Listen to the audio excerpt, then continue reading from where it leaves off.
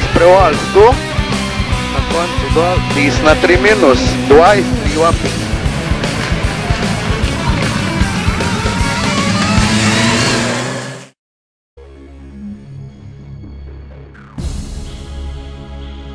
Petič zapored se je državno prvenstvo začelo z reljem Lavantal v Avstriji. Bržkone najtežja dirka celotne sezone je posegla z močno konkurenco, 14 hitrostnimi preizkušnjami v dolžini 200 km in dejstvom, da se avstrijski in slovenski relji gospodarski krizi nista mogla izogniti. Uvodnega relja se je udeležilo le 25 slovenskih posadk, med katerimi ni bilo niti aktualnega prvaka Tomaža Kavčiča. Posledično je vloga prvega favorita pripadla Darku Peljhanu. No, potrenirali smo relij Lavantal 2.9.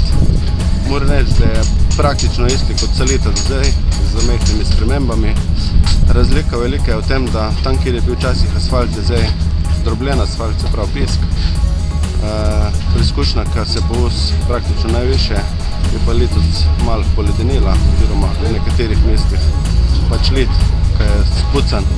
Tako da, ko preletiš na neha, moraš malo počakati, kam bo šlo in pa gremo dalje. Cilji ostanejo vedno taki, kot so v mojem življenju, vedno taki isti, se ne spreminjajo.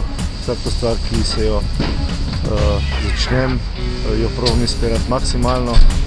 Lansko leto pač smo prišli na 4. mesto, računali smo malo više. Letos bomo pa videli, kako je. Vse jaz pravim tako, da tisti, ki ne reče, da ko gre na dirko, da gre po zadnjo mesto, se je zlagal. Vsi gremo po prvo mesto, zdaj pa, če pride čim bližje, tem boljše. Če pa dobiš prvega, si pa še toliko bolj srečen. Relij Lavantal je ob koncu marca znan po spremenljivih vremenskih pogojih. Na više ležečih predeljih je bilo tudi letos kar nekaj ledenih zaplat, toda vsaj dež se je reliju v obeh tekmovalnih dnevih izognil. Številni makadamski odseki so na drugi strani popestrili uvodno dejanje slovenskega prvenstva. Razmere podobne kot vsako leto.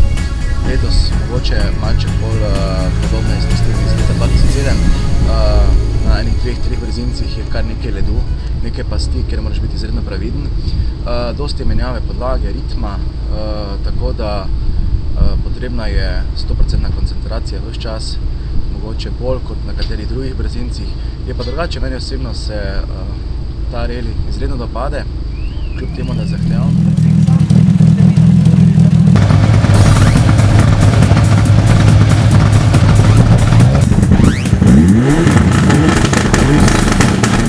Livo 1.50, livo 2 dolga, desna 2 dolga. Že razgibana trasa prve hitrostne preizkušnje, dolge 18 km, je pošteno premešala karte med vodilnimi posadkami. Avstrijci so bili hitrejši za dobri 2 sekundi na kilometer, med Slovenci pa relja ni povedal Darko Peljhan, temveč presenetljivo Sašo Vucić. Peljhan je za njim zaostal za 8 sekund, zgolj posledica ogrevanja ali resnejših težav. Na prvi hitrostni preizkušnji me je danes mogoče malček presenetil občutek s Hansom. Moram reči, da sem žal prvič res bil vrha, nisem še nikoli prej. Tako da sem se mogoče počutil res prvizenega, kleščenega, kaj pa je s tem kaj. Sploh se nisem mogel sprostiti. Ampak po tej hitrostni sem se malček drugače usidel, da tako rečem, je stvar v redu naprej. To pa mogoče tudi smo malček spet, kot ponovati. Probovati nekaj z gumami, pa nismo jih prav zadeli. Na drugi strani napad Saše Vucića ni trajal dolgo. Že na drugi hitrostni preizkušnji je bil prehiter, zadeve v most in trikalnikom obstal sredi ceste.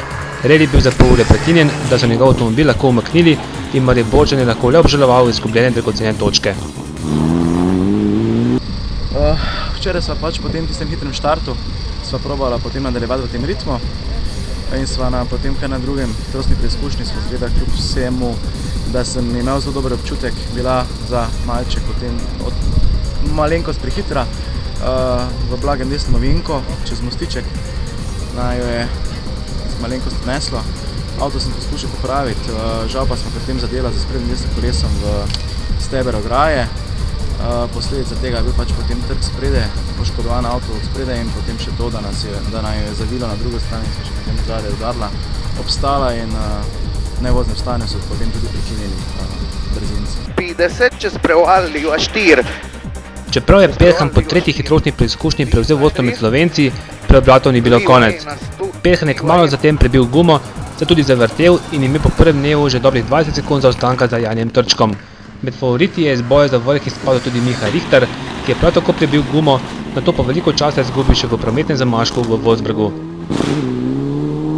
Ampak 30 na uro imajo omejitev, 2 policijski patrulji, ne moreš peljati hitrej, cel mest je zabit, rampe so tam, čez rampe moraš iti.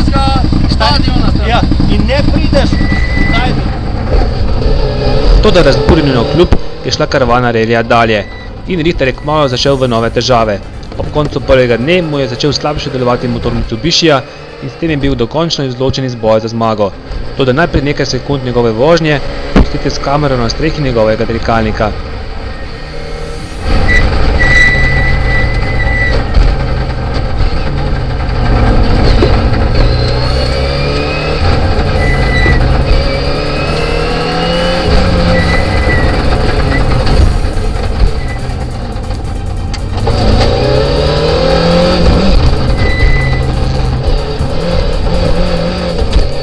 Blizu vrha so bili v polisu Požegu z Mitsubishijem še vodilni dirkači divizije 3. Ritem je narekoval Alex Humar, ki se je skupaj z Urešom Petičem na reli prijavil v zadnjem hipu. Precej manjše razlike so bili med Petičem in Rokom Turkom, saj so jo po prvem dnevu v korist Petiča ločile le 3 sekunde. Torej junak dneva je bil vseeno Humar, ki je bil na 6. hitrostni preizkušnji celo najhitrejši med Slovenci. S tem se je prebil kar na drugo mesto, prehitel Peljhana in za trčkom zaostajal le za 2 sekundi. Na mestu je bilo vprašanje, ali bo Humar drugi dan napadal skupno zmago ali se osredotočil zgolj na svojo divizijo 3. Lej, pa povedati spojeno divizijo me popolno neč ne zanima, tako da pelo se bom, kukaj se bom pač upal hitro zaužitk in to je to, lej. Zdaj divizija sem že tokrat, sem dobil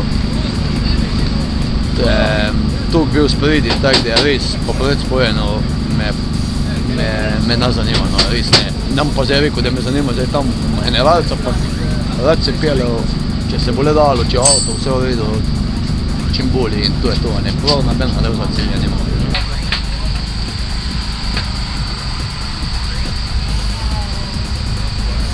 Ja, tako kot lansko leto, tisti, ki nima nobene smole, seveda lahko tudi vodi. Danes je bilo precej naklonjeno na meni, samo par rahnih izletov, ki sem imel, drugače pa nisem imel nobene problemov z kakšno gumo in tle se pa pozna, da so pač lahko ulovila neko malo prednost napram drugem.